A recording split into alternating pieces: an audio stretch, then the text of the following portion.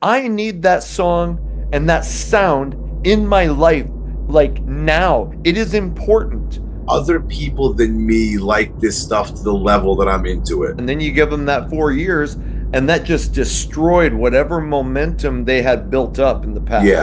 Tom Kiefer was one talented one. He still Oh, is one talented motherfucker. half the songs were about banging anything that moved. Yeah. But then you'd always have two songs that were like, "Oh baby, you're the only one for me." Like, oh yeah, we're partying. Put your panties on. Some people like music. I live music. Mm-hmm. Hopefully he's still alive. I'll feel bad. He's dead. I think he died. Shit. Sorry. We're going to the Cinderella concert. And you're staying here and mopping and sweeping and cleaning. I'm so jealous we don't get to be in a gangbang with Cinderella. Like Yeah. Hey, by the way, you mentioned Bukkake before and you told me to look it up. Well, I looked it up and you're a naughty motherfucker, okay? She seems to really like those guys. After the decade of decadence, you're waiting for me to fuck that up. I'm always waiting for you to fuck that up. And I felt, geez, Charlie, yes, you're very famous on YouTube. Well, because I'm a big pussy. Isn't that right, Bryan? 4 albums. I can't remember the name of 25% of them. They don't call me the guru for nothing, all right? Yeah. And that's why we're bringing hair metal back, bitches. Look, I came here to do two things. Chew bubblegum and talk hair metal. And it looks like I'm almost out of bubblegum. Welcome to the Hair Metal Guru. My name is Anthony. They call me the Guru. And today, the Guru and his good buddy Bryan from the hair band Basement are going to talk about one of the epic bands in hair metal history, Cinderella. And man, there's not enough I can say about this band. I feel like you put them up with the best of the best in hair metal history. And today, we decided that we are going to do a top 10 songs of Cinderella. And with that, Bryan from the hair band Basement, welcome back to the show. Thank you. We were saying before, I really enjoy just listening to the songs. They're trying to pick my 10. Just unbelievable albums from these guys. It's mind-blowing how they weren't as big as Poison or a Bon Jovi, but still, some of their songs are just unreal. Unfucking real. Yeah, and I feel, and we've kind of hit on this before, their first two albums, amazing. Some moments for me on Heartbreak. Mm-hmm. I enjoy Still Climbing from 94, but man, if they had not gone the blues country weird route on Heartbreak Station, I feel like, because Poison had 3 multi-platinum albums in a row, and that makes them capable of being on the stadium tour. Cinderella had 2, and I think Heartbreak still went platinum. I think it did too. If yeah. Heartbreak had been better, I think we're talking about Cinderella in a different light and maybe right alongside Poison. Who knows? You can't go back, but I agree. Like, I think you put them close to Poison when it comes to the history of hair metal. I also think if Still Climbing didn't come out 4 years after Heartbreak, I mean, Kiefer had his vocal issues, but that came out, I don't know, in 92. It's kind of late, but still, it could have been something. Or maybe if they released that in 90 instead of Heartbreak Station, I don't know. If it comes out in 92, it probably does what Dog Eat Dog did. Maybe it goes gold. I don't think it's as good as Dog Eat Dog, but that's only 2 years after Heartbreak. 4 years removed from your worst album was a long time, and a lot of people, even after Heartbreak, were a little bit iffy on Cinderella, and then you give them that 4 years, and that just destroyed whatever momentum they had built up in the past. Yeah, I agree. Yeah. And anyway, let me plug my shit before we go. Plug your shit. Plug your shit, please. All right, you can catch me on X, formerly known as Twitter, at HB Basement. Always talking music there. And you can find me on Stationhead. Download the app, put it in Hairband Basement, and you will hear the deepest of tracks, the rarest of bands, and the little-known songs from the biggest named artists from before, during, and after the decade of decadence. You're waiting for me to fuck that up. I'm always waiting for you to fuck that up. But I want to say something else, too, because I just listened to you and Ryan on Metal Mike's second to last show. So whenever this airs, he might be done with his show. Right. And I just want to, give a thank you to him. It's because listening to his show a few years ago, I got into it.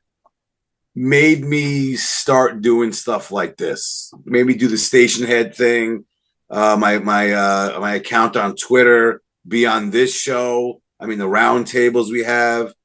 Because I remember listening to his shows about years ago, but it was the shows that had like the top 10 albums of the certain years. We've done that on his channel too. Yep. Yep. But it was those shows where I started understanding that other people than me like this stuff to the level that I'm into it. Right. And I remember sitting there going, "Oh shit, someone else likes Lillian Axe." Or Yeah. I would have put that on my list. You know, someone else knows that album or this band or whatever.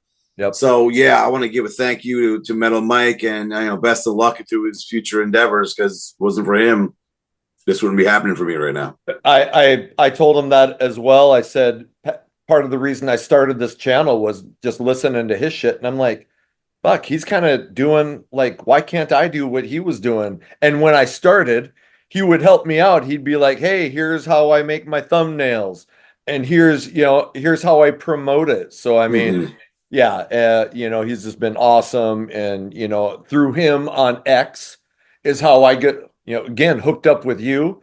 And when you and I started talking about doing stuff, I was like, oh shit, well, you had been on his channel. So then you got on mine, and now you're on every week. So yeah. So he's been a good mentor for people trying to do the kind of shit that we're doing now. So, yeah. that's awesome. Hey, follow me on X at Hair Metal Guru. I have two Facebook accounts. I have one called Classic Rock Fargo, one called Hair Metal Guru. And on those Facebook pages and on my X account, I usually show a lot of the shit that I frame. Well, here's some Cinderella. I actually have a bigger one of this. It's right over my shoulder. But this is from Long Cold Winter from 1988, just an 8.5 by 11, probably from a Hit Parader magazine or something like that. Was that supposed to be the cover? I don't know if that's a good cover though. Yeah, Probably better than the. I like the whole white though. I like that. I kind of do. It's like the anti-spinal tap, anti-smell the glove. This is from the greatest hits. Best of Cinderella. Oh, it was called Once Upon a, and it came out in 97. And so featuring the two chicks that were always in the videos on the night songs. Speaking of night songs, nice. Small one for the debut album, couple more. Really hard to find shit on Still Climbing, but I found this one. What's that from? What's that? What's that from? From like a Hit Parader. I don't know Okay. exactly, but like a Hit Parader or Circus, something American. Mm-hmm. This has two. This has these are two ads. This, and they're both from Kerrang. This is just for night songs. Kerrang didn't, and then this is for the single for Shake Me. And I just kind of trimmed them up and fit them into one ad. And then, speaking of Long Cold Winter, yeah, look at all the dazzling detail in this ad. I like that. I like that. It's classy. Something very, very different. So none more white. None more white than that. None more white than that. So with that, we have 10 songs from Cinderella to go through, number 10 to number 1. And with that, Bryan, what is your number 10 from Cinderella? My number 10 is the only one from Heartbreak Station, and that is Love Gone Bad. That is easily my favorite song off the album. You're going to see a couple common themes I say about these songs, but I always like the pre-chorus to this one. Once bitten, now 2 cents shy, almost the apple of your daddy's eye, your love gone bad. It's just great. I also like the ending where it's like almost like a different song tacked onto it. Kind of like what Skid Row did with Midnight Tornado and Rocket Pit Bridge from Tough.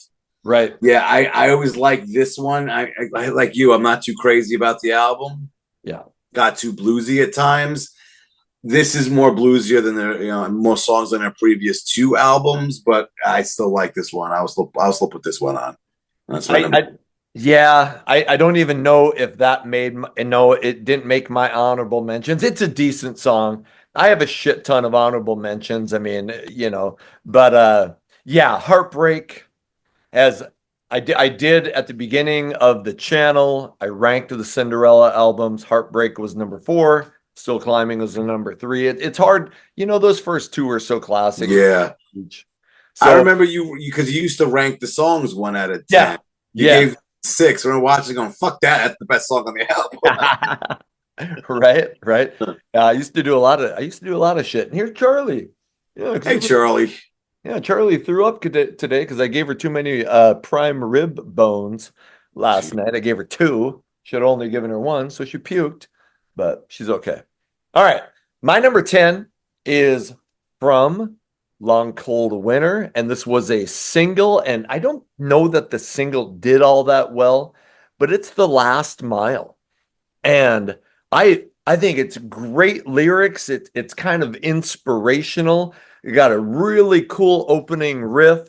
And, they had 4 singles from that album. I think they only did 3 on the first album. But awesome song. And, I thought should have been a lot bigger than it was. But yeah, my number 10. I had that on my honorables. That is a great tune. That is such a good tune. I mean, there's so many good tunes on that album. Oh, yeah. But yeah, this is There's one horse shit tune on that album. The only one, yeah. Title track is the only horse shit tune on that album, but they went too bluesy on that one. It was like, what are you guys doing? Stop it. Just stop. Yeah. You're hair metal guys. You're not fucking BB King. Cut the shit. Yeah. But yeah, that one made my honorables. That's a great tune. I think that was the last single off the album. Yeah. I remember as a kid watching the video on MTV going, "Oh, that's a good tune. I'm surprised they released that." Yeah, and it was good as the other ones. Nah. I mean, you weren't going to do as good as the power ballad, "Don't Know What You Got." That wasn't. They weren't going to repeat that. But I mean, from Gypsy Road, I think did fairly well. Yes, The Last Mile was kind of, I might have got a little play. I don't remember hearing it in Fargo, but yeah, because it's the tail end of an album. You start really the last song or two. It doesn't. You kind of get you're squeezing more cash out of the album at this point, just trying to get something. Yep. But yeah, it's a good tune though. It's a very good pick. All right, on to your number 9. What do you got? My number 9 is the only one off of Still Climbing. We'll get these 2 out the way. And the song is Talk Is Cheap. That's a great tune. It starts with that guitar effect, but then it has that driving bass, which is just awesome. And then the pre-chorus has a cool groove to it. Sorry you missed the boat. Sorry, that's all she wrote. And it goes into the chorus where it brings you back to that driving bass again. They do that a lot in their songs. And what I have here? The bell. Here's some old. I don't know what I put here, but this is something that could have been on one of the earlier albums, one of those type of songs, and that's probably my favorite song off that album. It's the only song from Still Climbing, but I think both of them had to be represented in some way or another on my list. I went with that one. When you looked all confused and you're like, "What I am?" All I was thinking was in my head was opening montage.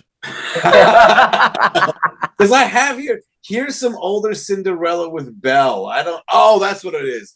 There's a bell that kind of sounds like from Night Songs. Oh, okay, yeah. Not a bell like ding, ding, ding, but like almost like a big church bell kind of thing. I don't know what the fuck it was. I'm reading it going, the hell was I thinking when I wrote that? I don't know what the fuck that means. Now I get it. Now it looks stupid during the montage, but that goes with the territory. You usually do. All right. That's a good song.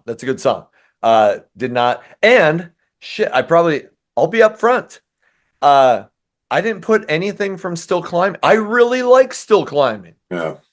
But there were so many good songs so my number 9 is my first entry from Heartbreak Station. So even though I thought it was a really disappointing album, there were, a few high points, and this is one of them. And it's probably a song that you would not expect me to pick. So it's not a ballad. No, it's not a ballad, and it's kind of Cinderella doing country. It's One for Rock and Roll. Okay. And it's got that acoustic opening riff. It's an acoustic song. It's mid-tempo. It doesn't really kick in. Sometimes they would start off acoustic and then it would kick in. It just goes that. So it reminds me of Cinderella doing country. I love the lyrics. And it was something really different. But so there are I don't like bluesy shit.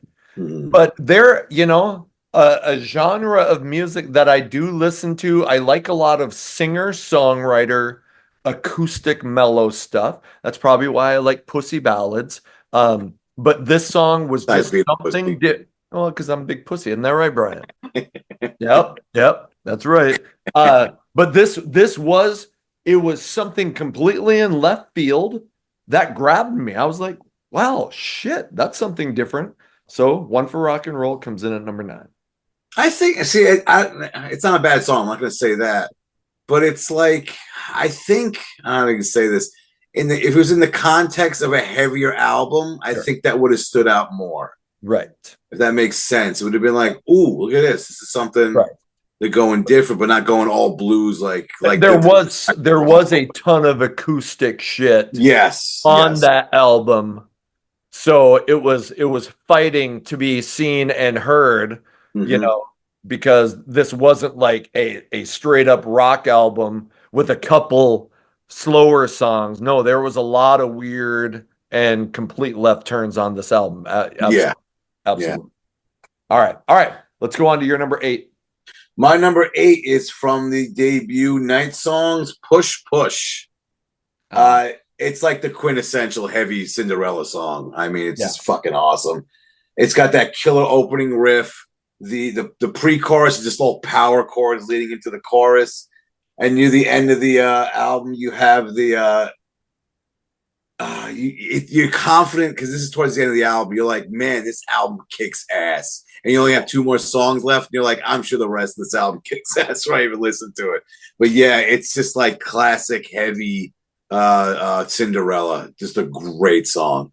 So I'll be honest, when I was filling in my last couple, and I had the last mile at number 10, and I was like, all right, I was ready to do my number 9. Really liked One for Rock and Roll, but Push Push was the last cut from my top 10. Mm-hmm. So it was my first honorable mention. I love that song. Great guitar riff, and I like the added, I don't know if it's called distortion or reverb or whatever, but in the guitars on that first album. So yeah, I love that riff, love that song, love that album, and yeah, it was That a wasn't released as a single, right? no, no. Yeah, and it's weird because that's one of those Cinderella songs everybody seems to know. Everybody likes that song. Yeah, and it never wasn't released as a single, never got a video, all that shit. Nope. And it's like it sounds like when you think of Cinderella, that's one of the songs you think of, Yes, absolutely. especially from the debut. Yes. Yes. Okay. My number 8 is, man, one more acoustic number, but this was a big hit from Long Cold Winter, and it's Coming Home. And I felt, geez, Charlie, yes, you're very famous on YouTube. I felt like this was a really different type of song for a hair metal band to be doing in 1988. I'm trying to think. A mid-tempo acoustic number and pretty serious lyrics. I mean, I could have heard this being a ballad, but the mid-tempo part was, you heard mid-tempo with electric guitars, but I thought this was a different type of song for a hair metal band. I loved the lyrics. The video is kind of goofy as shit. Like this guy meets this, or he's with this chick, and then he's riding his motorcycle all over, and then he comes back. I'm like, what the fuck was the He was point? coming home. Yeah, he was He was coming home, doing but I'm like, on the why would you? road, doing whatever Yeah. So, road stuff. Cinderella always had different videos. They had Little Richard on the video for Shelter Me. I hated that video. And I did like it, it made my honorable mention, so it's not, I did like that song, but Yeah, I don't think the song's that bad, but the whole thing with Little Richard and have like a telethon to save rock and yes, roll. And it's like, dude, it's yeah. 1990. Rock was fast Yeah. forward to 2024 and have that telethon. Now we need the free speech, like, Yeah. Don't stop censorship. Now where the fuck are you, Little Richard? He's hopefully he's still alive. I'll feel I think bad. he's dead. I think he died. Shit. Mm, sorry. I Okay. think I think he's dead, Yeah. but someone in Okay. the comments, no, Could be yeah. bad. So all Yeah. right.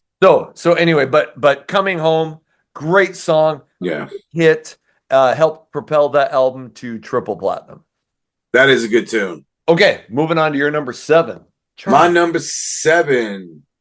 Another one from oh wait, is this from shit? I forget. I forget. Wait, god Tell damn me the it. song. Take Me Back. Long Cold Winter. It's the last one. Yes, thank you. I couldn't remember the name of the fucking. I couldn't remember the name of the album. There's 4 albums. I can't remember the name of 25% of They them. don't call me the guru for nothing, all right? Yeah, they okay. All right, so they call you other things for something. It's a great way to end the album. I think it's a great closing tune. It's a great example of their perfect blend of metal and blues, because that's when they started bringing in more blues with their music. It got the slide guitar in it, but it works. And I always like the line, I was raised by my daddy's hand. My mama taught me how to pray. Got no regrets about the things I've done. Now I'm looking back to yesterday. Yeah. Those are blues lyrics. Those Yeah. are not hair metal lyrics. Totally. But they still do it in a rockin' way. And when the album ends with this one, you're just like, shit, I'm going to start this album over again. I mean, I always liked the way that song closed out, Long Cold Winter, and that's why it's my number 7. I love that song. I thought it should have been a single. And that was that. another one that killed me to leave off my list because I felt like it was a radio track. And you talking about their lyrics, those were kind of blues lyrics. Looking back, you don't get like party rock and roll shit from Cinderella. I think you're I mean, right. Shake Me is kind of there's a little bit, but Yeah. like all right, nothing but a good time. A lot of Cinderella's lyrics didn't go, they were a little bit deeper. Yeah. Than your average party rock hair metal band. Yeah, like if you had an album about the 80s and there's a scene where the characters are all doing cocaine, you're not going to hear a Cinderella song in the background. No. It probably would be a Poison song or Yeah. something like that. Yeah. Just because it's not, how can I say this? Like you said, the lyrics aren't party lyrics. Hey, we're Yeah. going out, getting laid, getting fucked up. We're Saturday night, we're working for the weekend type shit. All that. They didn't really have a lot of lyrics like that. And I think that was, it was more, I don't know if it was the cover of their first album. A lot of people gave him shit for that. And I get that point, but I think they did get a little bit of credit for doing a little bit tougher subject matter and not just leaning on the, hey, fuck me, suck me, let's go drink on a Saturday night lyrics. So, yeah. All right. Okay. Great choice. Great song. Could have been a single in my opinion. Yeah, I agree. My number 7 is Cinderella's first single off the Night Songs album. It's Shake Me. And this is a song that I don't turn off. I feel like that album has aged well for me. Like there is old shit that I kind of okay, yeah, it was good back in the day, but I don't really need to go back to it. Yeah. I can still throw on Night Songs and songs like Shake Me. It's got that great drum intro. It's got that kick-ass guitar riff. Mm-hmm. All the videos were kind of a little they had the Cinderella girl, and and she would give anything to go to the Cinderella concert. And her two bitchy sisters were like, we're going to the Cinderella concert. And you're staying here and mopping and sweeping and cleaning. It was, but I mean, I get it. I get why they did it. It was a gimmick to hopefully bring some attention to the band. But I think, huge song, and Yeah, the song that broke the band because that album went triple platinum. Yeah. That was on my honorables. There's one song that slightly edged it out, but it's like, yeah, again, that's a quintessential Cinderella song. Yeah. That's I say I'm with you. I hear that. I am not skipping it. I'll I'm be raising the volume on it. I'll be But like honest, I'm shocked it didn't make your list. I'll explain That's why it okay. didn't.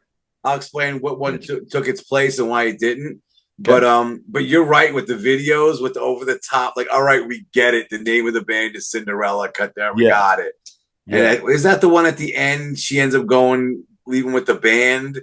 I can't remember Because there was one video a trilogy of videos. Yes, all three of the where videos where did the all twins that. are outside and they're watching her get into the limo with the band, and it's like, Yeah. oh, I'm so jealous we don't get to be in a gangbang with Cinderella like Yeah. you know, it's like, what is this? Come on, stop. But yeah, again, that's another Bukkake by song. Cinderella. All right. Yeah, exactly. Hey, by But the that's way, another. you mentioned Bukkake before and you told me to look it up. Well, I looked it up and you're a naughty motherfucker, okay? Okay. But I didn't tell you to keep looking it up every 2 hours. Yeah, yeah. Hey, well, I had to make sure I understood what was happening. Wait, let me get that again. Wait a second. Hold on. Let Rewind. me check my favorites one more time and see. She seems to really like those guys. Okay. Okay. God. So, shit. Now, oh, was that my number 7? That was your number. Now we start talking about Bukkake and I get. Let's get to this. Yeah. All right. Okay. So, Shake Me is my number 7. We're on to your number 6. What do you got? My number 6 is the closer to Night Songs, and it's Back Home Again. Ah, okay. Another killer riff to start their song. They have a lot of killer opening riffs, and it's another killer pre-chorus. I worked from 9 to 5 at 22. Felt good to stay alive. Look, good times were far and few. Trusting my hopes and dreams with someone who said they knew just how to make ends meet. They haven't got a clue. It's so great. And the fade out at the end, it's just killer. Again, another closing song where it's like, I gotta start this one over. Yeah. I always like that guitar riff at the beginning. I mean, it's gonna be an ongoing thing with these songs. They have a lot of killer riffs in these tunes that I picked, but yeah, that's my number 6. That was always like, I always thought one of their strong, I mean, there's a ton of strong parts, but man, their ability to have an opening riff that just, you're like, oh shit, hold on, what's this? You know, you didn't have to wait for the vocals, you know, and the vocals were great. I love that raspy, but you could hear that opening riff come in and, you know, and I don't know if you're not the world's biggest AC/DC fan, but AC/DC, one of the things I loved was, you know, those opening guitar riffs. Yeah. Okay, yeah, here we go. Yeah. So Cinderella did that really well. All right. My number 6, it's probably a ballad, but lyrically it's not your, but it's Nobody's Fool. Oh, that's a great tune. Night Songs. I fucking love that song. I mean, now I'm actually getting to the point where these next songs, all 6 of them, shit, you could have started with Shake Me. You could rearrange them in any way you want. There's probably times where I'm like, Nobody's Fool is my favorite fucking Cinderella song. It's got that eerie, you know, kind of dark intro. And again, lyrics that you weren't getting from, you know, it wasn't, oh baby, we're gonna make it, oh I miss you while I'm out on the road. And I have nothing against that shit. I like that stuff too. Yeah. But different lyrics, dark, kind of spooky in a way. And one of my favorite songs, Nobody's Fool, comes in at number 6. That's a great one, and it killed me not to put on a list. It's on my honorables. I know, it was just like, I remember when I saw them live in 91, was it? When they did this song, they had like, you know, these female background vocalists to sing the chorus, and the whole stage presence was unbelievable. At the end of the solo, Jeff LaBar's got his double neck guitar, and he like did this spin in the last note, and he went into the chorus, and I was like, that was the highlight for me seeing Cinderella live. It was unbelievable, that song.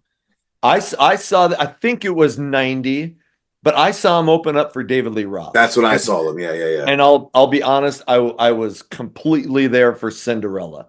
I mean, I liked Van Halen, but by 90, Roth's solo career was kind of, I don't know. Wait, was that the Little Ain't Enough tour? I think so. That was 91, yeah, because that's when the album came out. Yeah, I saw him on that. So yeah. And I had the debut Roth album. I had Skyscraper, but after that, Dave kind of left me. So so I loved Cinderella at that concert. Was it just them, Cinderella and David Lee Roth? Yep. Oh, see, because Extreme opened the show. Oh, no shit. All three of them were just unbelievable. I went. Yeah. I mean, I got the tickets because my friend was a huge Cinderella fan. He won them from like a radio station or something. Right. And he was going to take his girlfriend. I'm like, dude, you got to take me to this. How you doing? She doesn't appreciate this music. That's right. She ended up having something else to do or couldn't go there. And she's like, you want to go? I'm like, hell yeah, let's do this. The only issue I had with Extreme, their show wasn't long enough. 45 solid minutes of them killing it. And then Cinderella came out, and they were unbelievable. Yeah.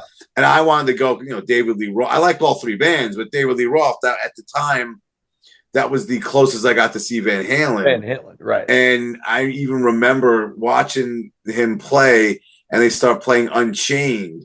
And I was like, yeah, a Van Halen song. The dude in front of me turned around and was like, fuck yeah. Van Halen, it's what it is.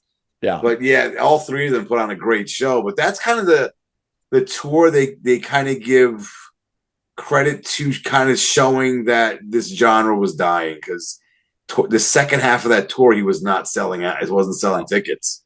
A lot of people were like, ooh, what the hell's going on here? This should be a huge sellout. And I'm sure part of the reason he took out a band, as big as Cinderella had 2 triple platinum albums, was he needed help to sell tickets by that point. Yeah. I mean, I hate to, but that's kind of the way it was. Yeah. So all right, moving on. Oh shit. Well, I can't believe you got to see Extreme and I didn't. Fuck, that sucks. They were unbelievable. I've never seen Extreme. Amazing band. They're still touring. Yeah. They're still touring. I've heard I live in North Dakota. Okay, you live around New York. That's true. They're not going to Burnt Scrotum, North Dakota Arena. Yeah. Check that out. And I live in the biggest city in North Dakota, and there are places, like places that'll hold a couple thousand. We have a place that big, sells 20, that I've seen, but they just don't route through here. And I think hard rock bands do well in the upper Midwest. Yeah. Like, your Detroits, your Minnesotas. Fuck, I think your North Dakotas anyway. So, moving on to your number 5. 5, right? Yep. This is the one that I booted Shake Me from my list by a slim margin. Somebody Save Me. Oh, shit. Great tune. I love Tom Kiefer's voice on this one. It's like really gritty and raspy. And the reason why it took the place of Shake Me is because of the line, everybody has opinions, but nobody has the answer. And the shit you had for breakfast, it'll only give you cancer. That's got to be on this list. I can't not have it. And the way Kiefer says cancer, it's just gritty and raw. And he's like, cancer. It's like, shit. Yeah. All right. But I mean, that's why I put this on there instead of Shake Me. It's a great tune. Such a great tune. Another one with the video where the twins are, we're going to Cinderella. Okay, we got it. We got the name of the band is Cinderella. Look at you going with all the lyrics. Like I have a lot of them. Yes, I do. Which is, I should read them like you do, like it's poetry. Hey, not everybody can read them like that, No, English teachers get and professors do. That's right. All right. Yeah. Fuck. Well, I'll probably talk about that later. We'll see. I got it. All right. Okay. My number 5, and okay, guaranteed you have this one on your list because it is the opening track on Long Cold Winter, Bad Seamstress Blues, slash Fallen Apart at the Seams. Now I love that kind of bluesy, looking on back when that intro, and then all of a sudden, oh, it kicks in, fucking that riff comes in, and Kiefer's voice is, I mean, like I love those gritty vocals, your AC/DC, your Stephen Pearcy from Rat, uh, Brittany Fox, and man, Tom Kiefer on those first few albums, just amazing. I I'm for some reason I'm like, shouldn't that have been a single? I don't know. It was kind of long, not a lot of songs. Maybe you Yeah. would not had the acoustic intro. Like Warrant's Uncle Tom's Cabin. When they played it on the radio, they usually didn't play the acoustic intro. They just started off with the regular part. But Really? yeah, I mean, I'm sure probably some stations played it, but I mean, you were trying to get a 4-minute song about back then. So, Yeah. But the so thing I is, Janie's singing during that part. That seems odd. They would cut that out. I'm talking about yeah, Uncle Tom's Uncle Cabin. Tom's. Yeah. So I just remember at times not always hearing the guitar riff, but shit, I'm old. In fact, today's October 23rd. Tomorrow is my birthday. Get out of here! Happy birthday, Yeah, thank you you. old So I was fuck. gonna say, fuck, I'm an old fuck, and maybe I just don't know what I'm talking about. But I feel like when you talk to Cinderella fans, everybody loves that song, Yeah, and I felt like it could have been on the radio. So Bad Streams, I will plead the fifth on that one because I might have to talk about that I one knew later. it. I knew it. Okay, your number 4. My number 4. Oh God, this is a killer song. It's off Long Cold Winter, but there's no bluesiness to it. If you don't like it, Oh yeah, this one could have been on Night Songs. yeah, It sounds like a B-side to one of the singles. It's got a cool intro before the main riff. I mean, oh, the pre-chorus is just awesome. I ain't got no time to waste on you. It's so great. And when it goes into fuck, if Jeremy was here, you could tell some drum shit. But it kind of goes, I don't know if it's a hi-hat or a crash. It's like a ting-ting kind of sound. That's just great during the pre-chorus. One thing I'm going to say, because I've been saying the same thing over and over, the way Cinderella songs are arranged, usually you'll start off with a killer riff. You have your verses, which is something different, a smoking pre-chorus, and then that same intro riff comes back for the chorus. yeah. And you usually have like something different for the solo, and it leads back into the chorus again. And a lot of these songs were set up like this, where I think a lot of these made my list because I liked the way the pre-chorus was set up, leading back into the main riff. They start off with the intro. So yeah, I think I want to say more than 6 or 7 of these songs.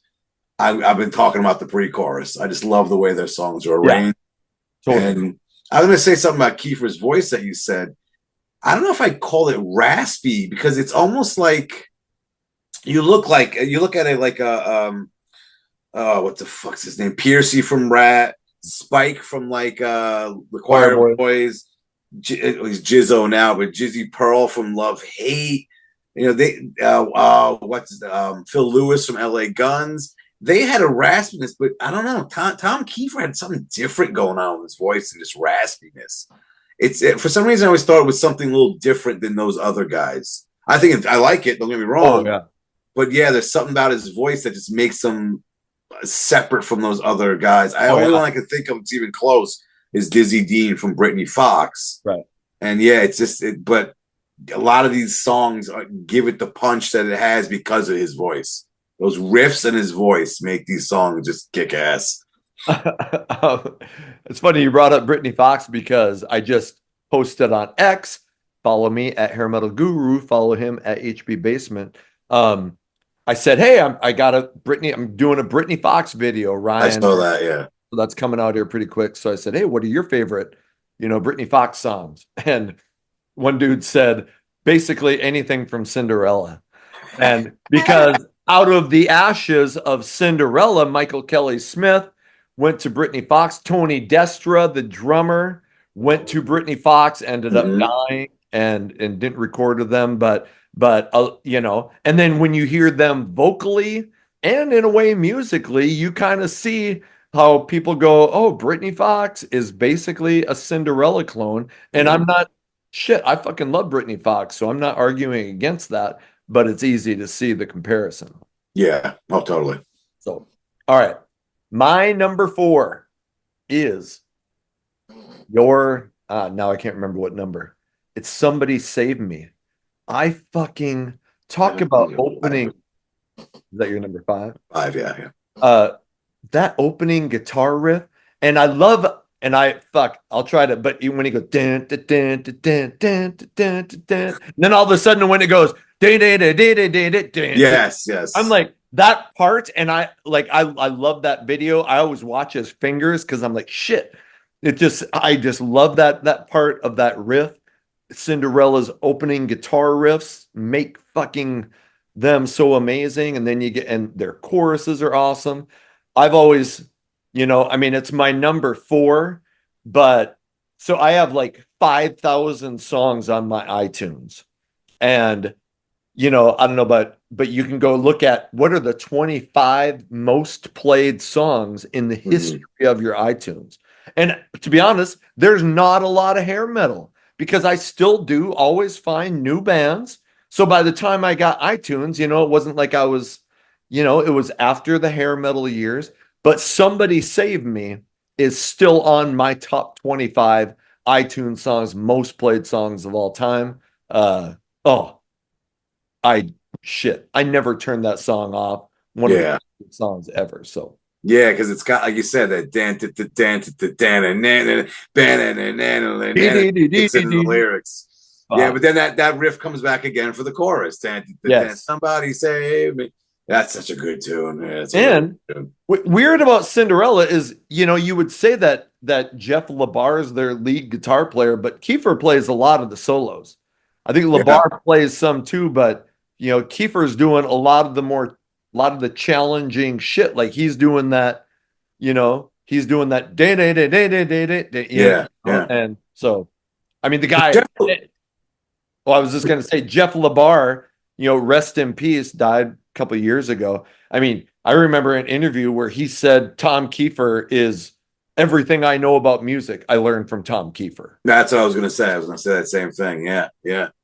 Because I So, don't think, like, I guess because Cinderella's a hair band or whatever, but Tom Kiefer was one talented one. He still oh is one talented motherfucker. I shit. mean, the guy is I put him up there with Janie with writing lyrics and Yep. songs and stuff. He plays Yep. just about everything. It's just like Yep. the guy's unbelievable. Yep. And he does Somehow, his solo stuff, and I have his solo albums, and but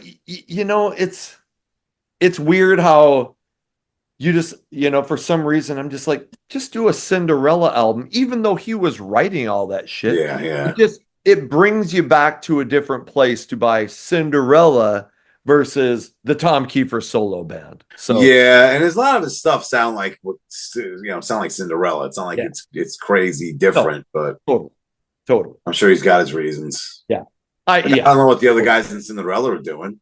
Well, I know Eric Brittingham played bass for the Bret Michaels solo band Okay, for a while, and Fred Coury does music, but like I think he does the music for like some hockey team, and he writes music. Yeah, yeah, he works with some hockey team or some shit. he's working for the Dallas Stars or some shit. It's Somebody like correct me big in the deal. comments, but yeah, I mean he has, I think a pretty solid gig doing what he does. So Interesting, huh?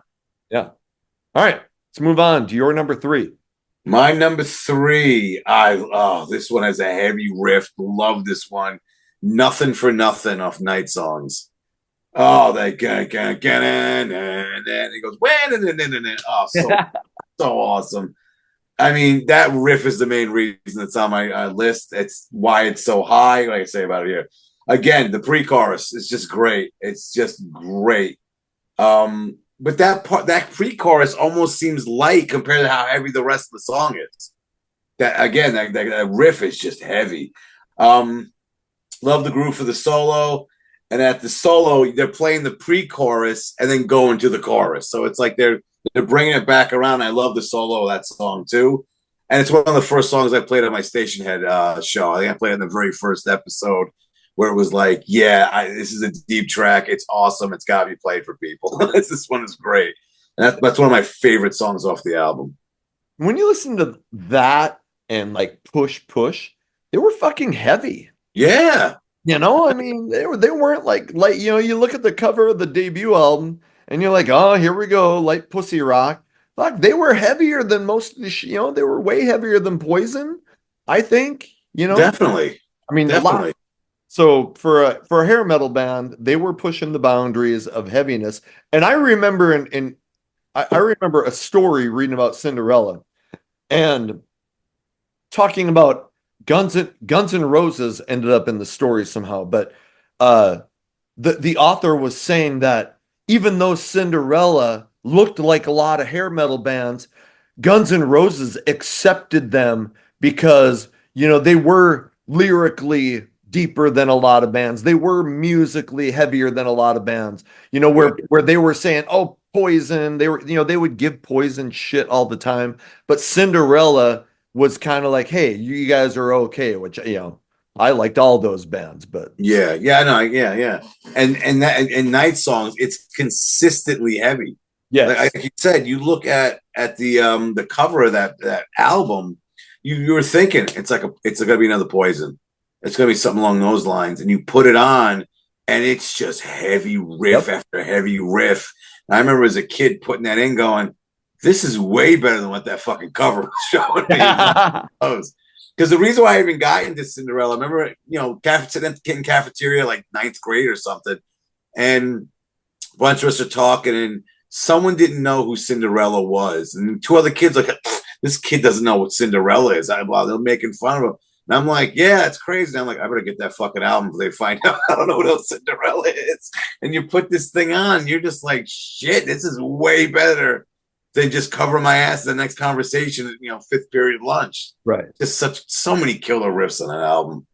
And the only ballad on that album, Nobody's Fool, was heavy for a ballad. Yes, Lyrically, it was yes. heavy. Musically, it was dark. And, Yep. you know, there was guitars in it. And so, yeah, I mean, shit. That was a game changer. For me, it was a game changer as far as like albums coming out, you know. And there was probably a point where I would have said that Cinderella was my favorite band Mm-hmm. in the middle of that album and Long Cold Winter. Yeah. So my number three, okay, you had to know it was coming. Okay. When you look back, when I did Warrant, my favorite song was a ballad. I Saw Red. Poison. I was like, fuck. Every Rose is my favorite song. I'm not gonna lie and try to look cool and put a rocker at the beginning. I'm gonna be true to myself and be true to the people who watch this show.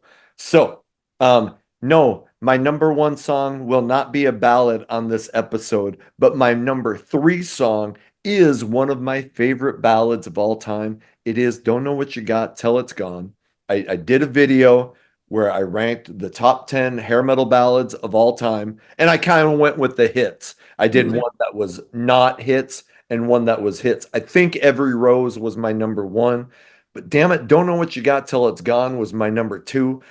That piano intro is phenomenal. Lyrically, it is amazing. And Tom Kiefer, whatever you want to say about his voice, gritty, raspy, whatever it is, but that just makes the lyrics hit home harder. And that was, I mean, shit. You could listen to that song and it would just break your heart with the emotion that he put into it. I Mhm. feel one of my favorite ballads ever comes in at number three. Yeah, I was gonna say when he's singing that song, you can feel the emotion behind it. Oh shit. Yeah, it's definitely there. I think I had it on my honorables. I didn't. I should have then if I didn't. But yeah. I mean, yeah, it's overplayed. You heard it a billion times. Yeah. But yeah, it is a good tune. Yeah. It is a good tune, and it kind of stood out amongst all the other ballads, Yes. especially with that piano starting it off, and it's got the tempo too, especially at the end. It's a good tune. It's just a good tune. Yeah, Do you ever put ballads in your lists? No, I didn't, because I'm a real man. Oh, all right. Okay. Because my list got balls. Hey, even bad boys have a soft side. Okay. Yeah, yeah. Well, all sides for you are soft. Anyway, All right. You're number two. my number two. I would be shocked if this is not on your list. Probably even number one, but it is the first single off Long Cold Winter. It's Gypsy Road. What a great tune. I remember getting this album. I think I told this story, and this album came out. Me and some friends were at a local record store, and I saw it there. And he was a huge Cinderella fan. I had to borrow $10 from my friend Ed to get the album. He's like, "What do you need the money for?" I go, "It's for Cinderella's new album." He was like, "Is it a new album's out by them?" So we both got it.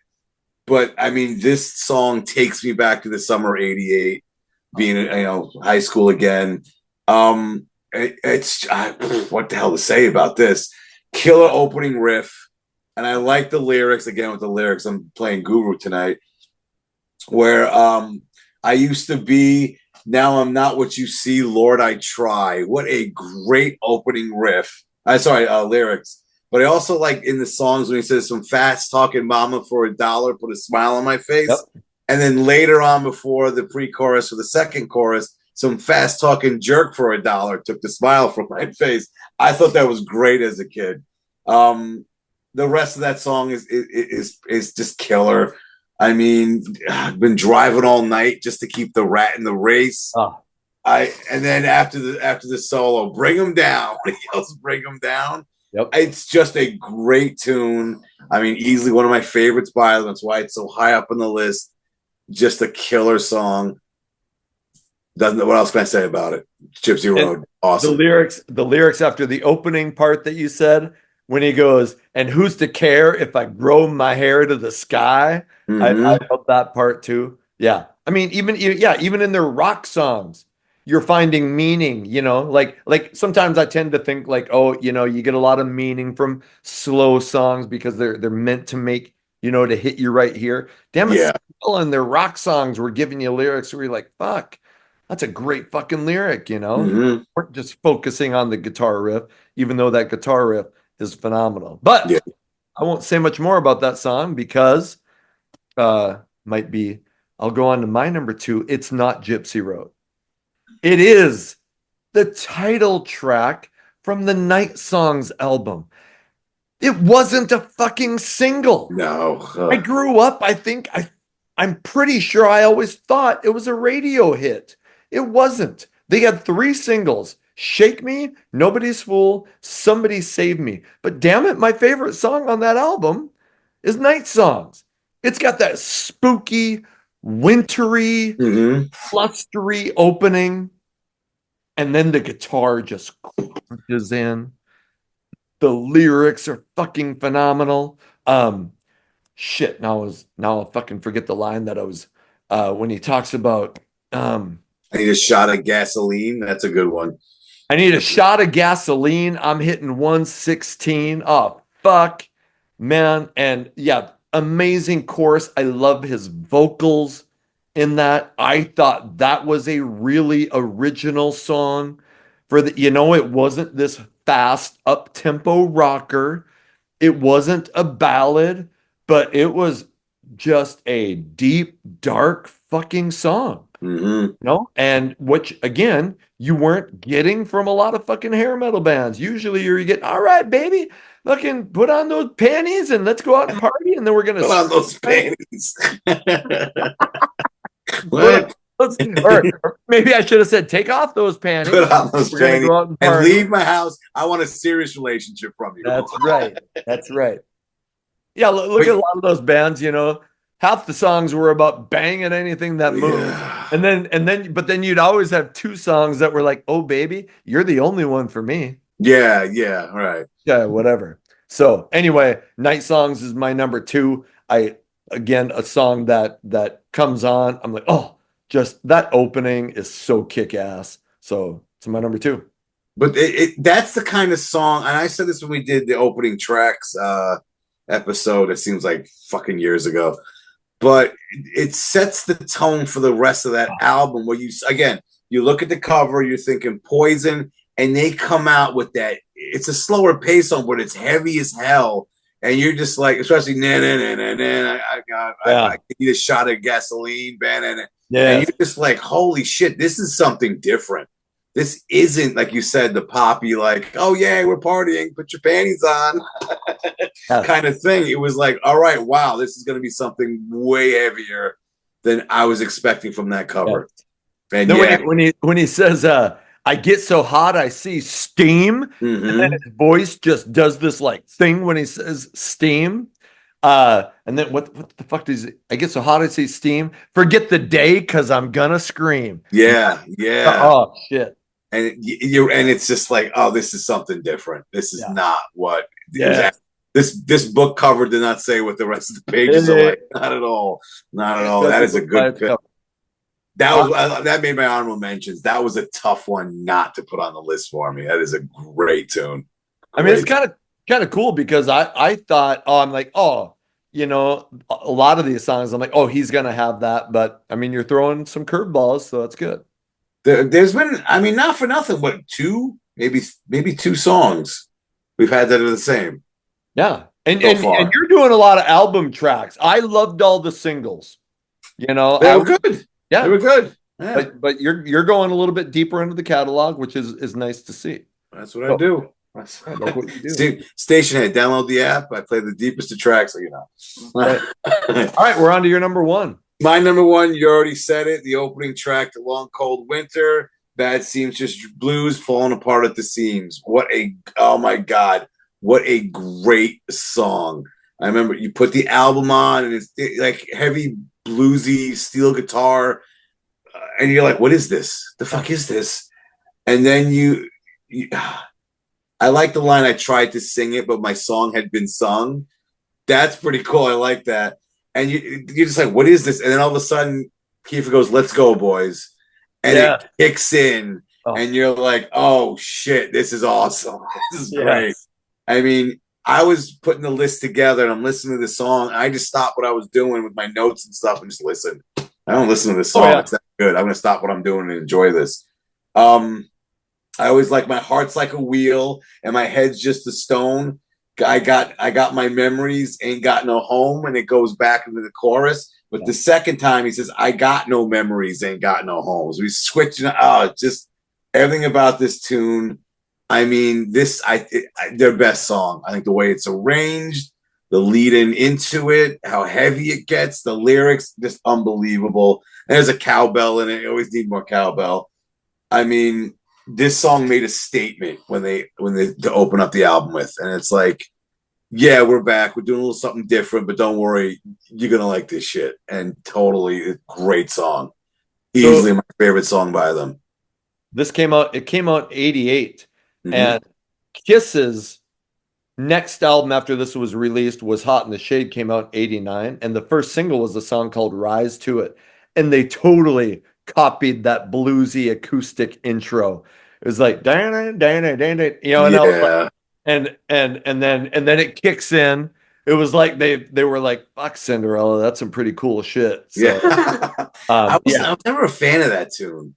No, I mean I like Kiss. Yeah, it was okay, but it was too poppy for me for Kiss. That album had there was 15 songs on that album. There were I don't know what they were thinking with that. That's way too long, you know. Yeah. I remember when I bought it going, yes, 15 songs. Yeah. Then you listen to it a few times and you're like, okay, you could have done 10. It would have been better. Exactly. Exactly. When did Gene think all 15 were so good we had to put it on the album? Right. And then $20, he said, hey, can we charge more because there's 15 on there? Yeah, exactly. Exactly. Yeah, all sure. Right. You just go back there and sit there and don't play bass on these songs. We're good. We're good. All right, your number one, awesome. That was my number 5, and your number 2 is my number 1. Nailed it. I nailed it. Gypsy Road. I've said this before. You know, every now and then a song will grip you from the first note. That doesn't happen very often. I still remember shooting baskets in my cousin's like Quonset where they had a radio and a bunch of tractors. They were big farmers, and we're shooting, and I hear that riff. Down, down, down. And I'm like, what the fuck is that? And I throw the basketball to my cousin and I go sit by the radio and I listen. And I'm like, shit, that is fucking phenomenal. And and that's where I think, and I'm sure you're the same way. Like some people are like, oh, yeah, that's good. I like it. They go back about their business. Me, like, I can't stop thinking about it. And I'm like, when is the next time I'm going to be at a place where I can buy cassettes back then and get that album? Because I need that song and that sound in my life like now. It is important. And I've always, I mean, shit. Look at my house now. I'm 52 and I still am that way about music. It just means more to me, than the average, some people like music. I live music. Mhm. And that song just was something that gripped me right away and it still has never aged for me. Yeah, and that's a funny thing you said about that because back then, if you heard a song on the radio or saw it on MTV, that's where I got a lot of got into these bands, seeing videos on MTV. You didn't know when you would hear that song again until mom drove you to the record store to buy it, Right? if you had the money and if they had a copy of it. Yes. I remember when Wait came out, or it started getting big for White Lion. So I saw the video. I'm like, I got to have this album. And the store didn't have it. And we went away for a weekend. And then it was like, we're going to the mall again for another week. And it was exciting drive at the time. And you're just like, I got to get this, like you said, in my life right now. Yes. Because every now and then you'll get a song and you're like, holy shit, this is unbelievable. Yes. And if you happen to record it back then or had, maybe they played it, it was a show you would hear it again. Like, that was very rare.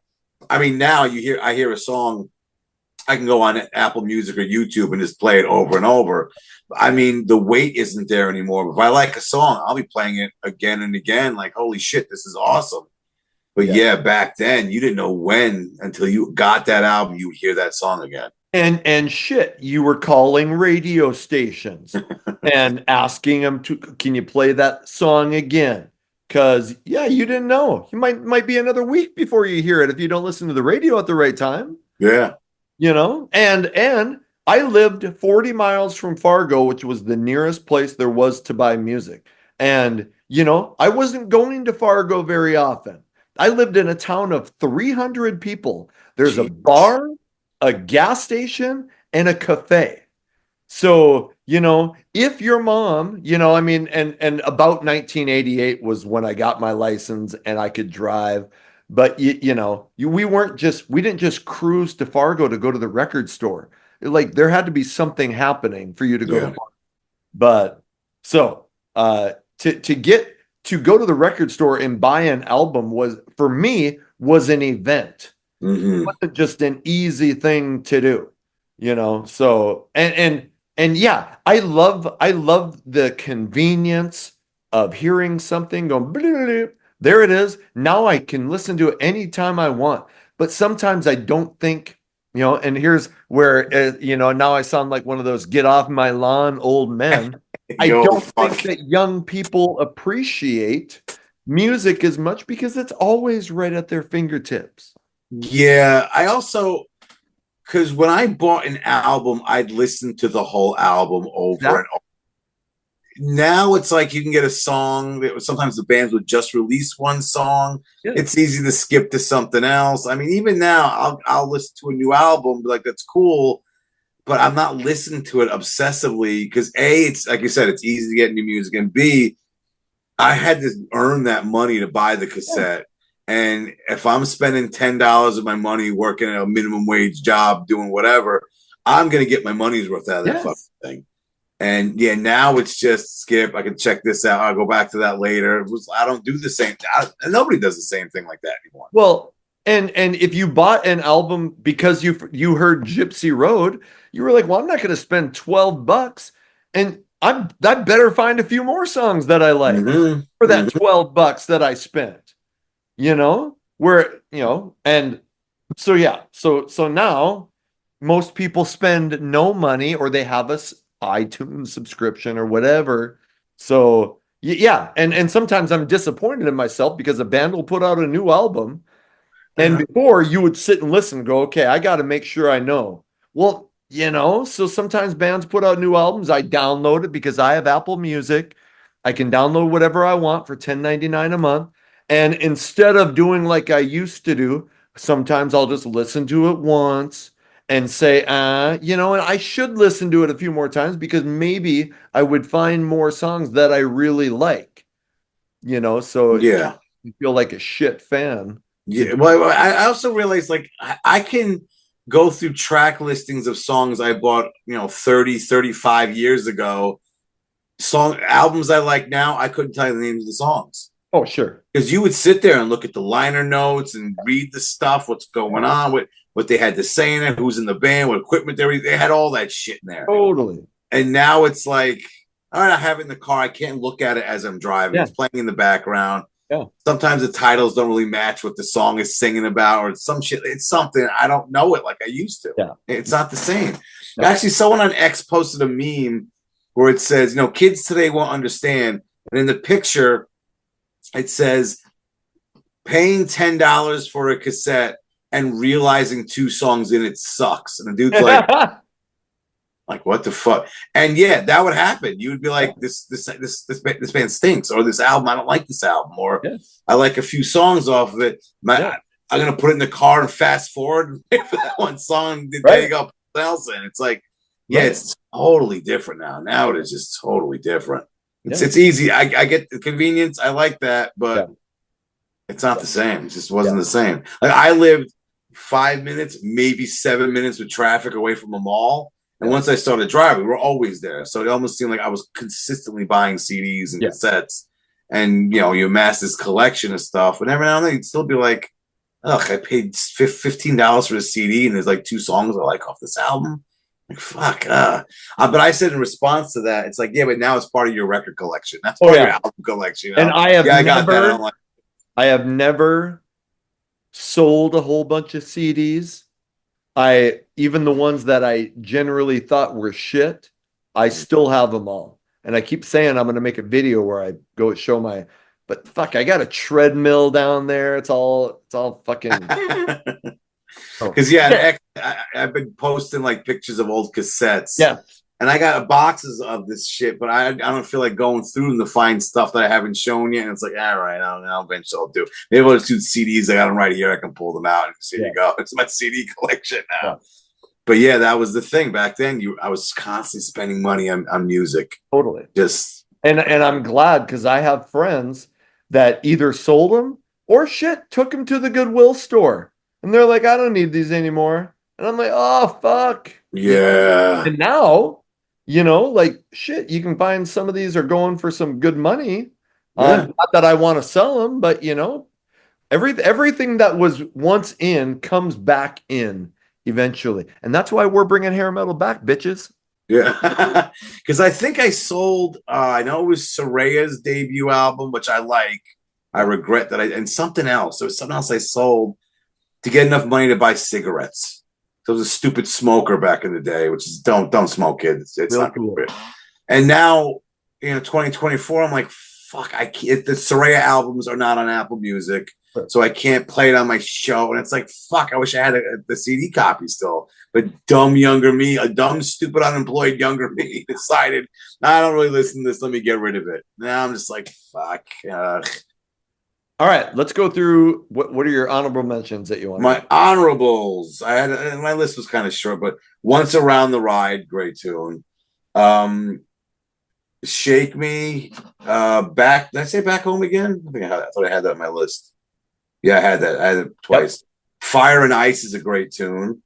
Last Mile, Nobody's Fool, and Hot and Bothered. I'm surprised you didn't have that on there. I thought you'd have that. It's on my honorables. Yeah, that was a close one. Okay. All Comes Down, Still Climbing. The 2 ballads, and especially Hard to Find the Words, is kind of a tribute to his mom. And like my mom is amazing. So like every Mother's Day, I'll send her that on Facebook and be like, here, listen to this. So And Through the Rain is also a good ballad. Mhm. Blood from a Stone, Easy Come, Easy Go, The Road Still. Shit. See, look, I did not put one Still Climbing song in my list. But look, like my fucking honorables You are put them all in the honorables. The Road's Still Long, Hot and Bothered. Then Shelter Me from Heartbreak and Take Me Back from, and then Well Push Push was the first one that I took off. So Mhm. that's my honorables. See what you could have done. What you and Bryan do. 10A, 10B, 10C. Here we go. Top 10, Cinderella songs. We talk about 17 of them. Right, right. All right. Okay. Hey, with that, when you're in the comments, tell us what your 10 or 20 or whatever favorite Cinderella songs are. Tell us where we got it right. Tell us where we got it wrong. Bryan, thank you so much for being on to talk about one of my favorite hair metal bands, and I know it's one of your favorites too. Yeah, love these guys. Thanks for having me on. As always a blast. Catch my show on Stationhead. Download the app for Hairband Basement. You get to hear songs that aren't Here I Go Again, Pour Some Sugar on Me, all the shit you're sick of. And also find me on X, formerly known as Twitter, at HB Basement. Always talking music there. Hey, follow me on X at Hair Metal Guru. Check out my Facebook pages. Would love it if you would like, subscribe. What the hell? Ring the bell, get notifications, whatever you can do to support the channel. Genuinely, I appreciate it, and I know Bryan does too. So with that, until the next video comes out, my name is Anthony. They call me the Guru. Take care.